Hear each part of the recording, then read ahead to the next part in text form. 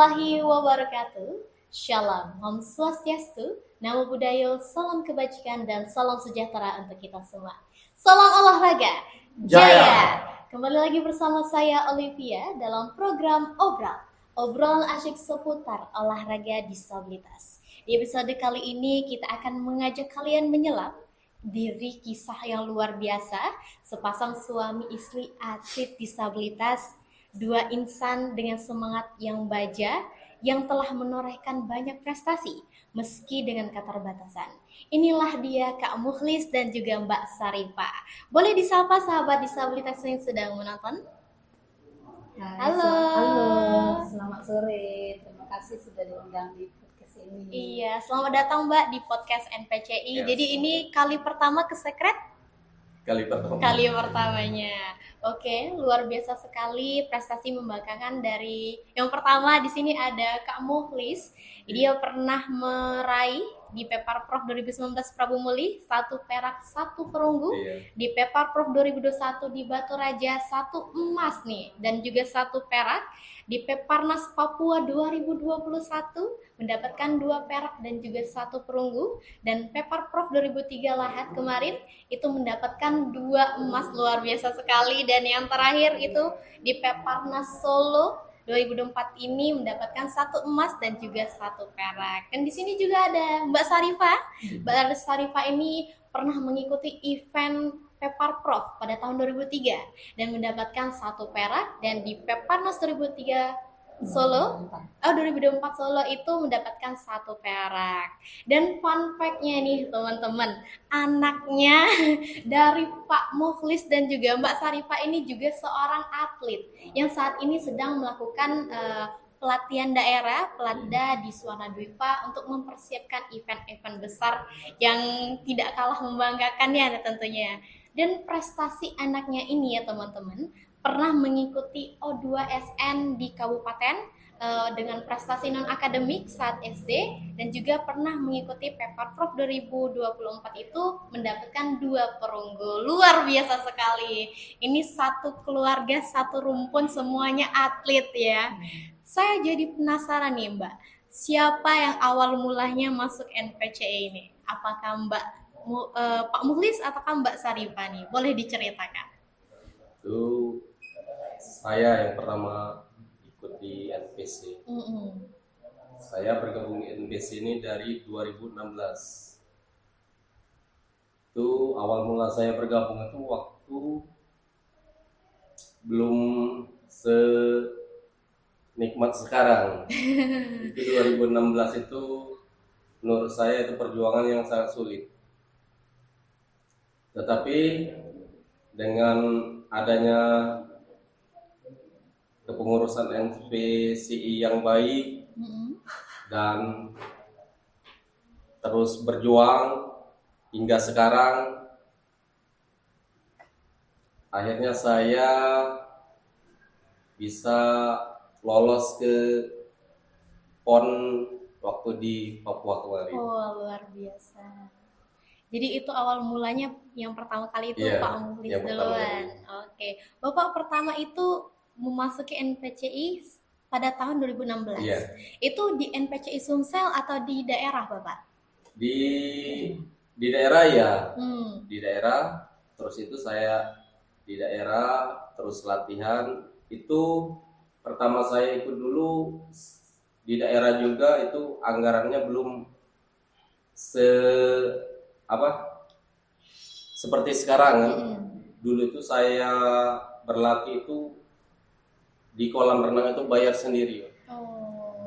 Dan sekarang Iya. alhamdulillah sudah difasilitasi ya Alhamdulillah sekarang. dengan perkembangan zaman Iya. ini, alhamdulillahnya seperti itu. Dan perlu kalian ketahui dari awal mula masuk tahun 2016 dan saat ini Pak Mukhlis itu dipercayai menjadi ketua NPCI Prabu Muli. Alhamdulillah ya Pak. Itu perjuangannya bagaimana tuh Pak? Jadi dipercayai sampai diamanahi seperti itu. Ya dipercaya itu karena saya kalau di Prabu Muli itu kan di olahraga ini saya ibaratnya itu kategori yang rajin lah, latihan terus dan semangat. Hmm. Sehabis kerja dari jam 3 sampai maghrib itu saya latihan. Oke. Nah, jadi setiap ada teman-teman yang mempunyai keterbatasan itu saya ajak untuk bergabung di NPC. Makanya itu timbullah jiwa leadernya ya Iya. Pak. Di situ orang melihat Iya, benar. dari Bapak yang rajin mungkin, Iya. dari Bapak yang merangkum, dari situlah ada sebuah pemimpin yang udah cocok nih kira-kira. Nah, kalau untuk Mbak Sarifah sendiri itu sejak kapan bergabung di NPCI Mbak? Kalau saya juga pada waktu yang sama sih sebenarnya, tapi duluan suami. Waktu itu sebelum terbentuk kan emang 2016 kita diajak gabung oleh Ibu Hermeliwati. Beliau adalah ketua kami yang lama kan, tempo hari baru kita pelantikan. Dan kebetulan dulu suami ini Pak Muhlis ini dia sebagai sekretaris di NPCI yang lama waktu sebelum kami jadi ketua kan. Tahun 2022 ini dia dipercaya jadi ketua untuk menggantikan yang lama. Dari situ saya dulu ikut atletik dari tahun 2016 tuh udah latihan terus, tapi waktu event di Muara Enim kami nggak ikut karena kebetulan anak sakit masuk rumah sakit kan, jadi nggak jadi berangkat kami yang waktu event pertama itu kan di Muara Enim. Iya. Nah, yang event kedua saya ikut di Prabu Muli kan 2019. Saya ikut atletik tapi belum berhasil. Nah, begitu juga di Batu Raja saya masih atletik. Nah, mungkin karena saya tuh belum berhasil, itulah tadi latihan itu tidak membohongi hasil. Mungkin saya dulu masih belum rajin berlatih kan, karena anak masih kecil, jadi kita masih belum konsentrasi. Waktu 2023 saya berubah pikiran, gimana kalau saya di event yang ini nggak dapat medali nih, gimana kalau saya tuh pengennya pindah ke cabur lain. Saya dikasih masukan teman-teman, Sarifah kamu pindah aja di ini tenis meja, kemungkinan kamu bisa, sama pelatih juga kan, waktu itu pelatih di Prabu Pak Detri Tommy. Jadi aku tuh coba, aku bisa Pak, aku kan tangan satu sama kaki satu, ya udah kamu di kursi roda aja kan. Jadi ini sudahnya belajar servis tangan satu. Waktu latihan tuh ternyata saya latihan ternyata bisa, alhamdulillah kan. Jadi sudah dari tahun 2022 itu saya mulai latihan itu 2023 ikut di Lahat, alhamdulillah dapat medali perak. Dari situ setelah itu saya ikut tes untuk yang Peparnas ini kan 2024, ya alhamdulillah di situ juga saya dapat medali perak di Solo. Luar biasa. Baru 2 prestasi Mbak, belum banyak. Karena baru mulai Mbak, nggak apa-apa. Sebenarnya kalau untuk perjuangan sendiri itu udah dari tahun 2016 udah ikut atletik, sudah berusaha menjadi atlet ya Mbak ya. Cuman ya itu tadi karena ada suatu 2 kendala seperti mengurus anak juga. Kalaupun latihan itu udah latihan, tapi ya itu tadi yang Mbak ya terkendala. Tapi belum terlalu intens. Ya mungkin di sinilah Mbak Allah itu menetapkan Mbak itu di posisi yang sekarang karena memang rezekinya di sini, jalurnya di sini.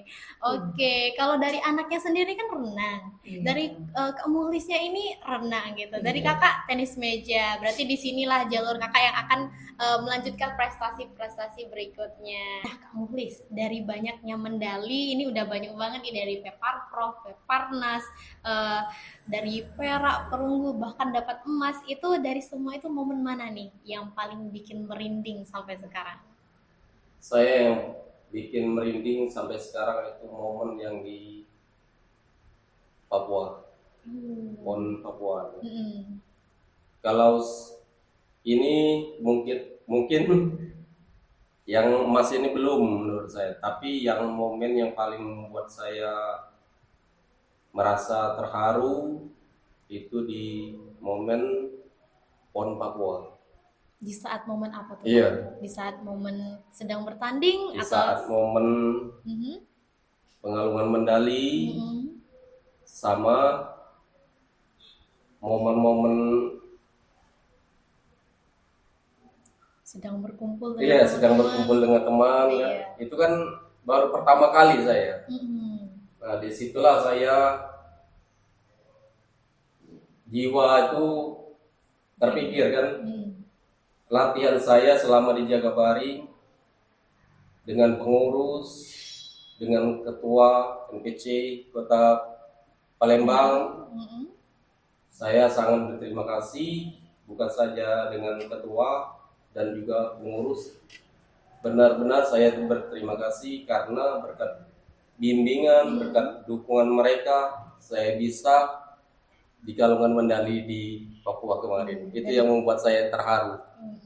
Usahanya terbayarkan. Iya, usaha terbayarkan.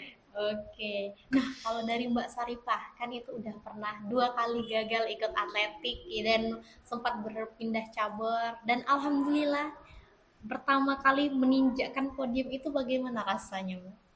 Rasanya sangat bersyukurlah Mbak, ya Allah ternyata aku bisa ya. Jadi, ya Allah, ini ternyata kekurangan aku tuh ada kelebihan. Bisa servis 1 tangan itu suatu anugerah bagi aku. Jadi ternyata bisa kalau kita berusaha. Jadi disabilitas itu nggak harus terpuruk kayak itu. Harus lebih semangat lagi kan, karena justru dengan keadaan saya ini mungkin derajat tuh ditinggikan Allah justru kan. Jadi kita bisa menyemangati banyak orang untuk menginspirasi atlet-atlet yang baru-baru kan. Sudahnya kita juga sering menyampaikan dengan orang tua yang punya anak disabilitas, kalau mereka tuh jangan malu punya anak disabilitas, jangan sampai disembunyi-sembunyikan kan. Kebanyakan kan mereka malu. Terkadang justru disabilitas ini justru mengangkat derajat keluarga. Seperti kami berdua kan, alhamdulillah ya, kami tidak menyusahi adik-beradik kan, kami bisa mencari uang sendiri dengan keterbatasan kami. Punya keluarga kecil yang bisa ini, walaupun Allah itu sangat baik karena kami diberi anak yang istimewa kan. Sebenarnya kalau dari kita kan pengennya tuh punya anak yang sehat sempurna kan, cuma Allah mungkin sudah tahu bagaimana bagusnya kita kan, kita dikasih anak yang punya keterbatasan juga kan. Walaupun kami berdua kecelakaan, ternyata anak kami itu punya yang jari-jari kurang, kaki dan tangan kan semua kurang dia. Tapi ya alhamdulillah, tadinya sempat sedih waktu kita punya anak itu kan. Ya Allah, kasihan banget anak ini kan, kenapa dia harus seperti itu. Tapi ternyata Allah itu memang maha baik. Mungkin dengan kami sama ini, kami bisa pergi bersama selalu bersama. Kami event apa anak kami juga ikut kan, walaupun dia belum banyak prestasi juga sama seperti saya. Itulah.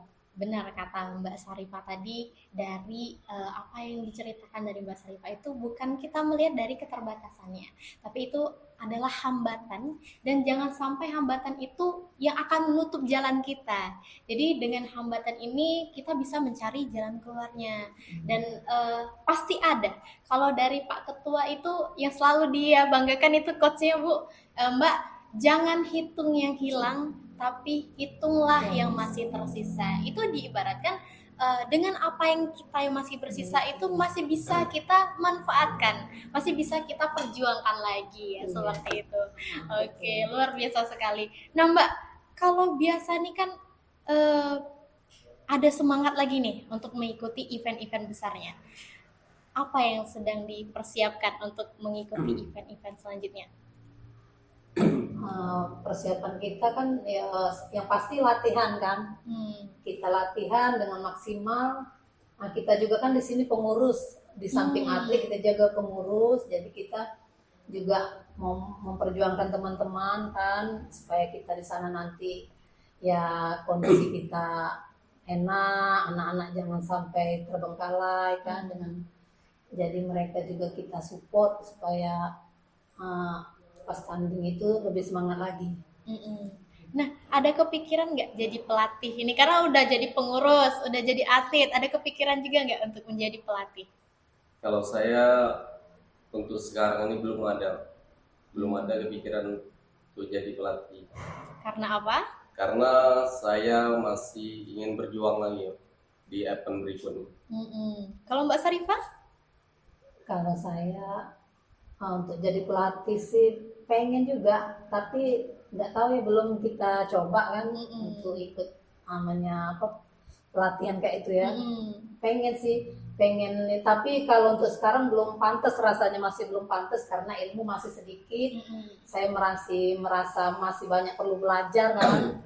Jadi saya ya pengen kita tuh menorehkan apa, menurunkan ilmu Regenerasi, kan, iya ah. regenerasi pengen. Cuma kalau untuk sekarang memang Saat ini saya masih ingin aktif ya, Nah, jadi masih membanyakan prestasi. Iya. Oke, Iya. jadi seperti itu. Dari sebagai pasangan suami istri, Mbak, lebih sering itu kalau di rumah itu lebih sering menyemangati atau malah ada kompetisi kecil di rumah atau tiba-tiba ada yang latihan atau gimana tuh, Mbak? Kalau aku selalu mensupport sih dengan anak dan suami kan. Kalau mereka latihan selalu aku anter. Karena sebagai penyemangat kan kita, penyemangat untuk mereka lebih maju lagi, lebih semangat kalau latihan kan. Jadi kita selalu mensupport, saling mensupport. Ya, nggak ada yang berarti kompetisi kecil-kecilan gitu. Apalagi ini kan dengan cabur yang berbeda ya, pastinya tentu tidak ada. Nah, untuk menjadi atlet disabilitas pasti penuh tantangan. Apa yang paling berat buat Mbak dan juga Kak Muhlis? Gimana cara saling menguatkan? Nah, tantangan kita kan ya semangat itu dulu. Kalau kita tuh mau pengen maju apa tidak, tantangan kita tuh dari diri kita dulu. Dari diri kita pengen gimana ke depannya kan. Jadi harus lebih semangat gitulah. Kalau dari kamu Lis? Ya kalau tantangan saya kan dengan keterbatasan seperti saya, lewat perjuangan, latihan terus setiap hari, bagi saya dengan keadaan ini ingin membahagiakan anak dan istri dan orang tua. Jadi saling menguatkan, Iya. Saling menguatkan, saling ya. mensupport, saling Iya. menyemangati seperti itu.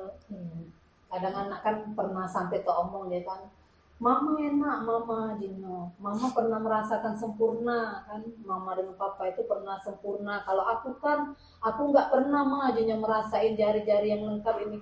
Tapi kita kasih pandangan lagi kan, jangan kita berpikir yang tidak ada kan, kita berpikir yang ada, bersyukur. Jadi anak tuh kita semangatin juga, karena dia kan terkadang di sekolah kan mungkin ada selisih paham dengan temen kadang kan. Cuma kita sebagai ini, jadi kita kasih motivasi, nah walaupun kita disabilitas, kita bisa sama dengan orang lain kan, walaupun kita ini, jadi kita dari atlet ini lah harus lebih semangat lagi, latihan kan, kita jangan mandang ini, kita lihat orang-orang yang lebih di bawah kita lagi, misalnya kasihan kan mereka, kadang ada yang lebih susah, lebih gimana itu kan, jadi anak tadi lebih kita supportin lagi. Jadi orang tua disabilitas itu, anak kita disabilitas itu lebih berat kita harus mensupport anak supaya dia lebih percaya diri.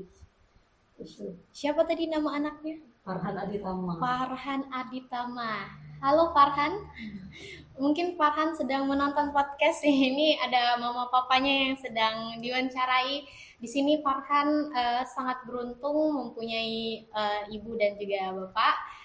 Karena di luar sana ada anak yang terlahir juga dengan keterbatasannya, tapi dia dipilih untuk disembunyikan.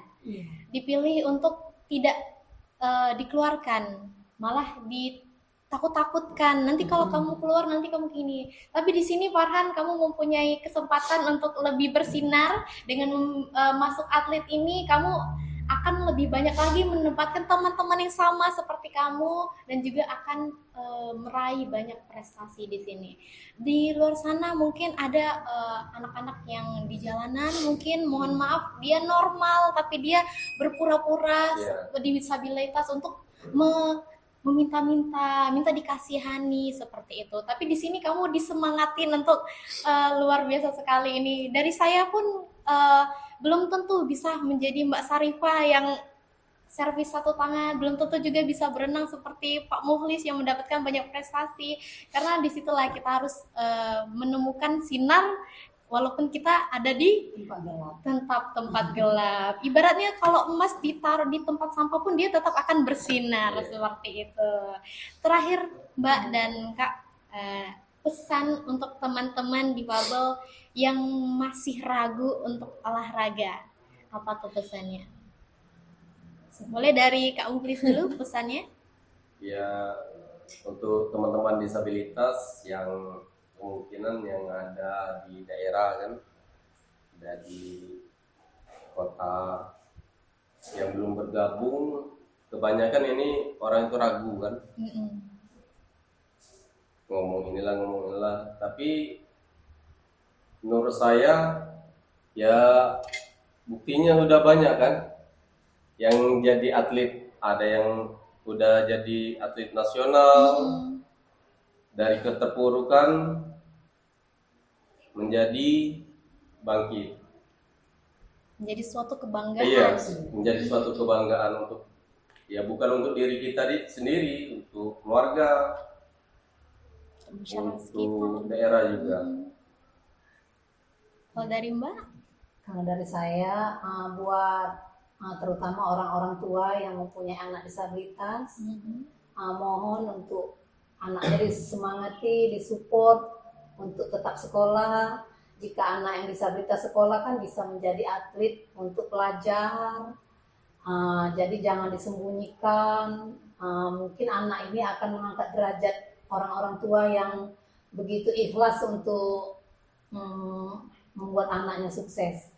Dan buat teman-teman disabilitas yang sudah dewasa, baik itu dari lahir ataupun kecelakaan, untuk jangan ragu untuk bergabung dengan kita NPCI, terutama bagi kami pengurus NPCI Kota Prabu Muli. Bagi yang ada di Prabu Muli, silakan bergabung ke kami siap untuk yang sudah semangat. Alhamdulillah karena NPCI sangat mendukung untuk kegiatan olahraga ini, membuat kita sangat maju dan menjadi mandiri. Kami sebagai suami istri yang disabilitas, atlet NPCI, hanya memberi motivasi untuk dukungan untuk teman-teman. Jika kekurangan itu bukanlah halangan untuk kita maju. Jadi buat teman-teman semua, untuk yang di Prabu Muli, kami siap jika ingin gabung ke kita. Ayo bergabung, harus semangat gabung bersama NPCI Prabu Muli. Oke, satu pesan lagi untuk NPCI ke depannya, untuk NPCI Sumatera Selatan tentunya. Ya, saya berharap NPCI Sumatera Selatan ini ke depannya menjadi lebih baik dan lebih baik lagi. Kalau dari Mbak Sarifah? Ya, untuk NPCI Sumatera Selatan, terima kasih karena sudah buat kami bisa ada di sini, sudah selalu mensupport kami. Semoga kedepannya lebih maju, lebih jaya lagi. Kami atlet-atlet Sumsel juga sangat bangga dengan kepengurusan NPCI Sumatera Selatan.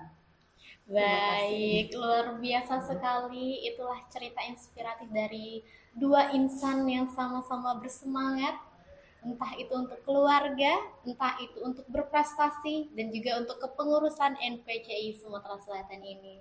Dan terima kasih Mbak Sarifah dan juga Pak Muli sudah hadir di podcast NPCI Sumsel. Main-main lagi ke sini. Nanti kalau anaknya udah selesai pelatda, kita ajak juga podcast di sini, boleh? Boleh. Oh iya. Prestasi. Iya, semoga ini sedang berjuang menorehkan prestasi. Kita doakan anaknya yang berjuang itu mendapatkan prestasi yang sama membanggakannya dengan ibu dan bapaknya. Oke, luar biasa sekali sobat podcast. Dan di sini kita dapat belajar keterbatasan bukanlah penghalang untuk berprestasi. Dengan kutipan ini, dalam keterbatasan manusia menemukan makna, dalam perjuangan ia menemukan dirinya. Dikutip dari Viktor Frank. Terima kasih yang sudah menonton dan sampai jumpa lagi di obrolan asik seputar olahraga disabilitas, dan salam olahraga jaya. Wassalamualaikum warahmatullahi wabarakatuh. Waalaikumsalam.